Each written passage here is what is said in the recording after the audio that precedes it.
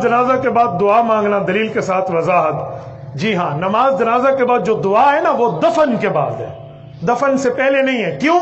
میں وجہ دیتا ہوں۔ نماز جنازہ پڑھیں یہ حضور پاک نے بتایا ہے، سونے کی دعا پڑھیں حضور نے بتائی ہے، اٹھنے کی دعا پڑھیں حضور۔ ابھی میں پوچھوں نا سونے کی دعا کون سی ہے؟ اللہم بسمک اموت واحیا، سارے کو آندھی ہے نہیں آندھی؟ سر تو ہلایا پتہ آندھی ہے کوئی نہیں آگے۔ اٹھنے کی کیا؟ علماء کو تو آتی ہے۔ اٹھنے کی کیا ہے؟ الحمدللہ الذی احیانا۔ واش روم جانے کی اللہ کہہ رہی ہاں انی اعوذ بک من الخبث، نکلنے کی غفرانک الحمدللہ ہو گئی۔ گھر جانے کی، گھر آنے کی دعائیں ہیں، مسجد جانے کی، نکلنے کی ہے۔ حضور نے لفظ بتائے ہیں نا۔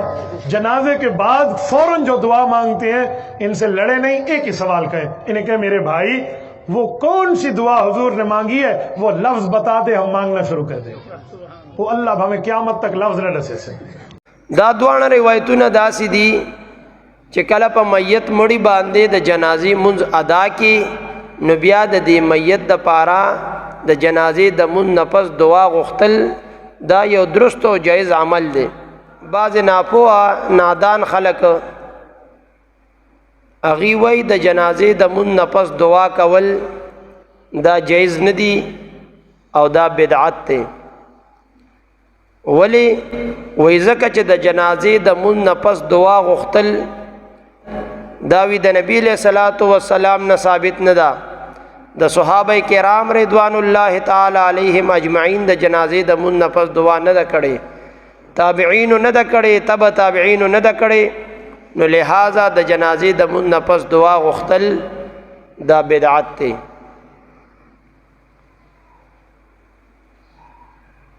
وی د جنازې د منځ نه پس دعا غوښتل ځکه بدعت دی چې دا منقول نه ده، نه د صحابو نه، نه د حضور پاک نه، او نه د تابعین او تبع تابعین نه منقول نه ده، نو لہذا د جنازې د منځ نه پس دعا غوښتل دا بدعت دی۔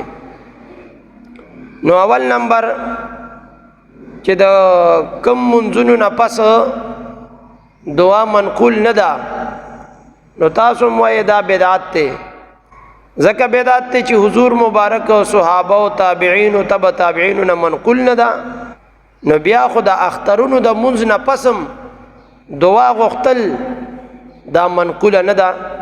د اختر د منځ نه پس دعا نبی علیہ السلام نه ثابت نه ده، صحابه کرامو نه ثابت نه ده، تابعین او تبع تابعین نه ثابت نه ده، نو د اختر د منځ نه پس هم دعا منقول نشوه، نو او منقول چې نه ده نو فتاوا دارالعلوم دیوبند هم وایي د اخترونو د منځ نه پس دعا غوښتل منقول نه ده۔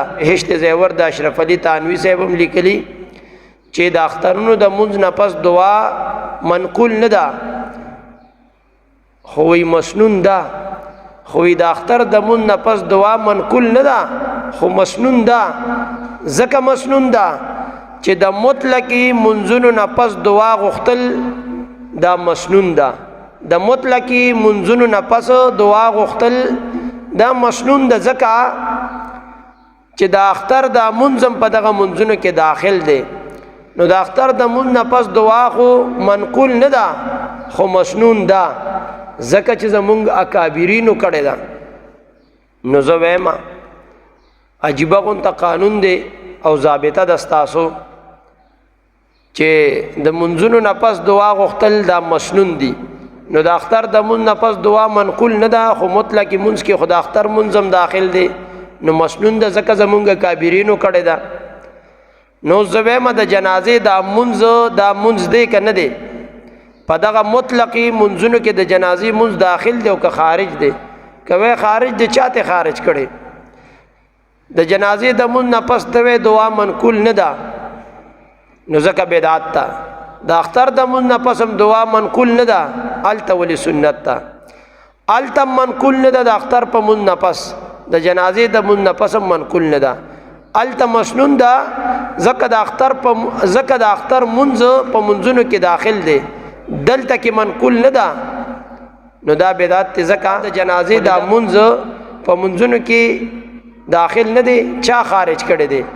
هلته منقول نه ده دلته منقول نه ده، هلته سنت ده دلته بدعت دی۔ وجه دادا چې هلته ستاسو اکابرینو د اختر د مونځ نه پس دعا کړې ده، نو ستا اکابرین چې یو کار وکړي هغې ته ته سنت وې، دلته چې ستا اکابرینو نه ده کړې نو دا بیا بدعت دی. عجیبه غونته کې انصاف دی. د اختر د مونځ نه پس هم دعا منقول نه ده، د جنازې د مونځ نه پس هم دعا منقول نه ده. هلته منقول نه ده، مسنون ده، دلته منقول نه ده، بدعت ده.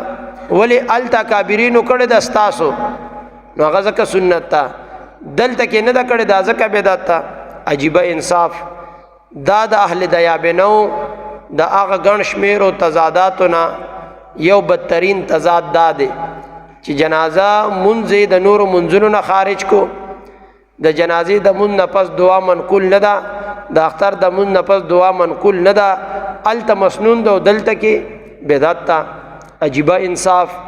او بیا د جنازې د مونځ نه پس چې کم د فقهاو عبارتونه دی پیش کړي چې لا یقوم بالدعاء بعد صلاة الجنازه، چې جنازې د مونځ نه پس دعا د پاره مودرېږي.